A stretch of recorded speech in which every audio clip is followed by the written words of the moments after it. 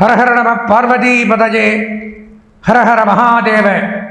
தென்னாடுடைய சிவனை போற்றி, எந்நாட்டவர்க்கும் இறைவா போற்றி. வேயிரு தோழிபங்கன் விடமுண்ட கண்டன் மிக நல்ல வேனை தடவி மாசரு திங்கள் கங்கை முடிமேல் அணிந்து என் உளமே புகுந்த அதனால் ஞாயிறு திங்கள் செவ்வாய் புதன் வியாழன் வெள்ளி சனி பாம்பிரண்டு முடனே ஆசரு நல்ல நல்ல அவை நல்ல நல்ல அடியாரவர்க்கு மிகவே. ஆதித்யாஜ சோமாஜ மங்களாய புதாயச்ச குரு சுக்ர சனிபியஸ்ச ராகவே கேதவே நமஹ. ஓம் ஸ்ரீ குருப்பியோ நமஹ. ஓம் ஸ்ரீ மகா கணபதஜே நமஹ. ஓம் நவக்கிரகேபியோ நமஹ. ஓம் வாக்தேவியை நமஹ. ஓம் சமஸ்த தேவதாபியோ நமஹ. அன்பார்ந்த எங்களுடைய நெக்ஸ்ட் ஜென் தொலைக்காட்சி நேயர்களுக்கு உங்களுடைய ஜோதிட ஆச்சாரியர் ஜோதிட குரு சிவஸ்ரீ சரவணமாணிக்க சிவாச்சாரியர், முதல்வர் காஞ்சி காமகோடி பீடம் வேத சிவ ஆகம குருகுலம் சங்கரமடம் காஞ்சிபுரம். அலைபேசி 9865098370. அடியனுடைய பணிவான வணக்கங்கள் மற்றும் ஆசீர்வாதங்கள். நான் தற்சமயம் காண இருக்கக்கூடிய பதிவு அப்படின்னு பார்த்தீங்கன்னா மாத ராசி பலன்கள் அப்படிங்கிற தலைப்பு. இது என்ன மாத ராசி பலன்கள் அப்படின்னு நிறைய பேர் கேட்கலாம். மாத ராசி பலன்கள் அப்படின்னா இந்த கிரகங்கள் அப்படிங்கிறத முதல்ல பார்க்கணும். இந்த உலகம் இயங்குவது இந்த கிரகத்தை அடிப்படையாக கொண்டு தான் உலகமே இயங்கும். 9 கோள்கள் உங்களுக்கெல்லாம் தெரியும். சூரியன், சந்திரன், அங்காரகன், புதன், குரு, சுக்கிரன், சனி, ராகு, கேது. இவாளை வைத்துத்தான் இந்த உலகத்துக்கு தலைவிதியே. அன்றாட என்ன நடக்கும், அடுத்த வருஷம் என்ன நடக்கும், எல்லாத்தையும் நிர்ணயிக்கிறது. நல்லதும் சரி கெட்டதும் சரி இந்த உலகத்தை இயக்கக்கூடியது 9 கிரகங்கள். இந்த 9 கிரகங்களும் நமக்கெல்லாம் எப்படி சொந்த வீடு இருக்கோ அந்த மாதிரி கிரகங்களுக்கு வீடு அப்படின்னு சொல்லக்கூடியது இந்த 12 ராசிகள். அதாவது மேஷம், ரிஷபம், மிதுனம், கடகம், சிம்ஹம், கன்னி, துலாம், விருச்சிகம், தனுசு, மகரம், கும்பம், மீனம், இப்படி 12 ராசி. ஒன்று நல்லா தெரிஞ்சுக்குங்க, நமக்கெல்லாம் வீடு இருக்குது அப்படிங்கிற காரணத்தினால நாம் பிறந்ததிலிருந்து வாழ்நாள் முழுவதும் வீட்டிலே யாரையும் தங்கி இருக்குமா? இருக்கிறதில்ல.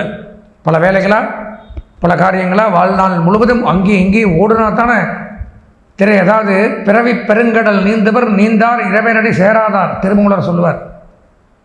பிறவிங்கிறது பெருங்கடல், அது நீந்தினா தான் இறைவன்கிட்ட போக முடியும். நீந்தாமல் கரையோ நின்றே இருந்தால் போக முடியாது. அந்த மாதிரி அன்றாட வாழ்க்கையில் ஓடி ஆடி அங்கேயும் இங்கேயும் அலைஞ்சி சம்பாரித்து சேர்த்து பையன் புள்ள வீடு மனை வாகனம் வசதி இதுக்குத்தான் எதை நோக்கி ஓடுகிறோம் என்று யாருக்கும் தெரியாது. ஆனால் ஓடிகிட்டே இருக்கும்.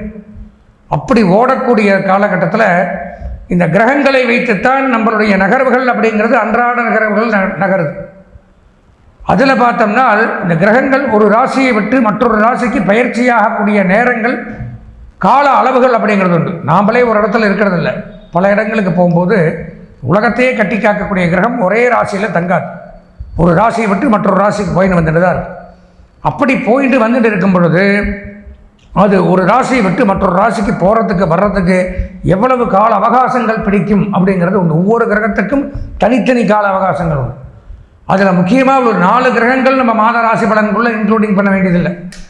யார் இந்த 4 கிரகங்கள் அப்படின்னு பார்த்தீங்கன்னா, சனி பகவான் 2.5 வருஷத்துக்கு ஒருக்கா தான் பயிற்சி, ராகு கேது 1.5 வருஷத்துக்கு ஒருக்கா தான் பயிற்சி, குரு பகவான் 1 வருஷத்துக்கு ஒருக்கா பயிற்சி. இவங்க 4 பேர் இந்த மாத ராசிக்குள்ளே அதிகமாக வரமாட்டாங்க. ஏன்னா வருஷக்கணக்கில் பயிற்சி ஆகிறதுனால அதே கட்டத்தில் அதே ராசியில் தான் உட்காந்துருப்பாங்க. அதை நம்ம எடுத்துக்க வேண்டியது இல்லை.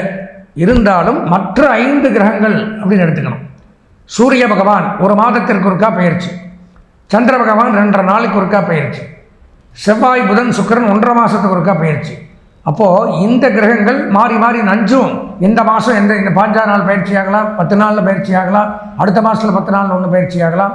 இந்த 5 கிரகங்களும் இந்த மாதத்துக்குள்ள ஏதாவது பயிற்சியாகி நமது 12 ராசிகளுக்கும் நன்மை தீமைகளை செய்ய இருக்கா அப்படிங்கிறத நம்ம பொதுவாக ஜென்ரலாக கோச்சார ரீதியாக பார்க்குறோம். அக்யூரேட்டாக இதை விட தெளிவாக பார்க்கணும் அப்படின்னா தெளிவாக இந்த மாதம் நமக்கு இப்படித்தான் இருக்குன்னு தெரிஞ்சுக்கணும்னா அவரவர்கள் சொந்த ஜாதகத்தை பார்க்கணும். அதை வச்சு தான் 100க்கு 100% முழுமையாக என்னால் சொல்ல முடியும். இது பொது பலன். கோச்சார பலன்கிறது எல்லா யூடியூப் சேனலும் சரி, யார் இது சொன்னாலும் சரி, பொதுவான பலன்களை தான் சொல்ல முடியும்.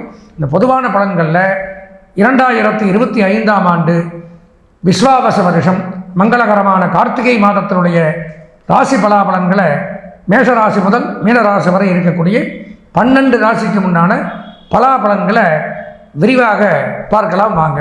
அன்பார்ந்த உத்திராடம், திருவோணம், அவிட்டம் ஆகிய நட்சத்திரத்தில் பிறந்த மகர ராசி நேயர்களுக்கு மாத ராசி பலன்கள் அப்படிங்கிற தலைப்பில் மங்களகரமான விஸ்வாவசு வருஷம் 2025 ஆண்டு கார்த்திகை மாதம் எப்படி இருக்குது அப்படிங்கிறத தான் பார்க்குறோம்.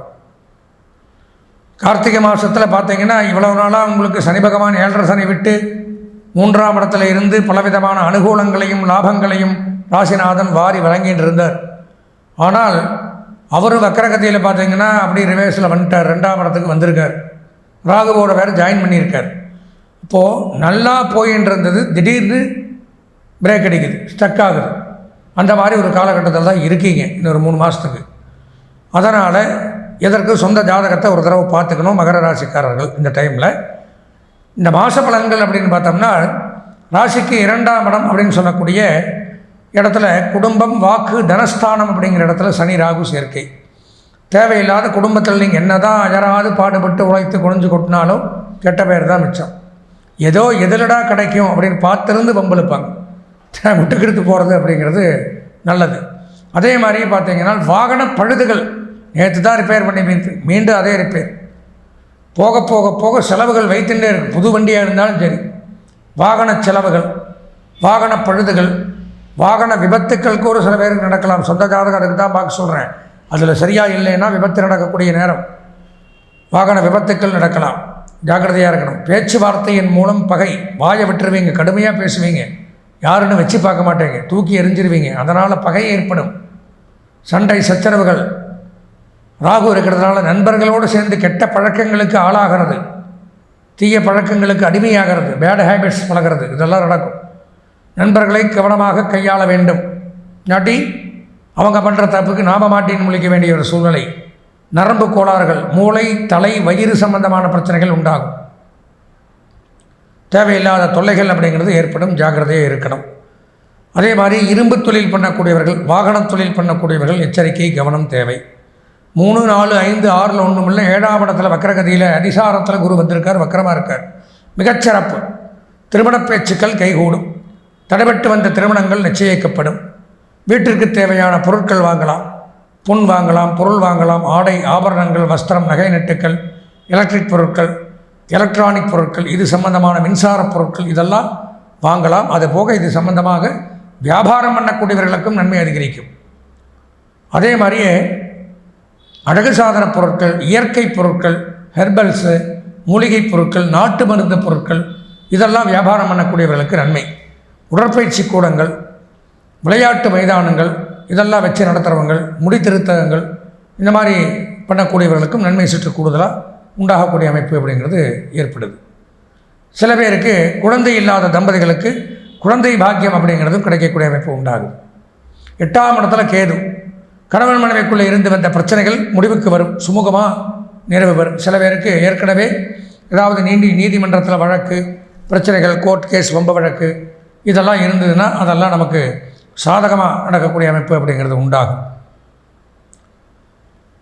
அதே மாதிரியே சட்டத்துறை, காவல்துறை, நீதிமன்றம், இராணுவம் இதில் பணியாற்றக்கூடியவர்கள், இயல் இசை, நாடகம், ஜோதிடம், சினிமா, பத்திரிகை, ப்ரெஸ் மீடியா, விளையாட்டுத்துறை இதில் பணியாற்றக்கூடியவர்களுக்கு நன்மை சற்று கூடுதலாக உண்டாகக்கூடிய அமைப்பு அப்படிங்கிறது உண்டாகுது. 10ஆம் இடத்துல புதன் தொழில் ஸ்தானத்தில், எந்த தொழில் பண்ணாலும் அதில் வருமானம் தான் போங்க, அபரிமிதமான யோகம். எந்த தொழில்னாலும் சரி, ஏன்னா தொழில்காரகன் தொழில் ஸ்தானத்திலே இருக்கார். அதனால் வியாபாரிகளுக்கு பெரும் செல்வம், எந்த தொழில் பண்ணாலும் சிறப்பு. குறிப்பாக கணக்கு வழக்கு, ஆடிட்டிங், அக்கௌண்டன்ட், எழுத்து, teaching professional, IT, engineering, trading, marketing, agencies, business எது பண்ணாலும் சிறப்பு. 11ஆம் இடத்துல சூரியன், செவ்வாய், சுக்கிரன் சேர்க்கை மிகச்சிறப்பு. அரசு வேலை, அரசியல்வாதிகளுக்கு நன்மை, அரசாங்க பணியாளர்களுக்கு நன்மை, விவசாயிகளுக்கு பெரும் செல்வம் ஏற்படுது. பொதுவாக மகர ராசின்னு பார்த்தால் ஒரு 80% நன்மைகள் ஏற்படுது இந்த மாதத்தில். இந்த மாதம் அதிர்ஷ்டமான வண்ணம் அப்படின்னு பார்த்தீங்கன்னா நீலம், ப்ளூ. அனுகூலமான திசை தென்மேற்கு. அதிர்ஷ்டமான எண் 9. வணங்க வேண்டிய தெய்வம் பார்வதி தேவி.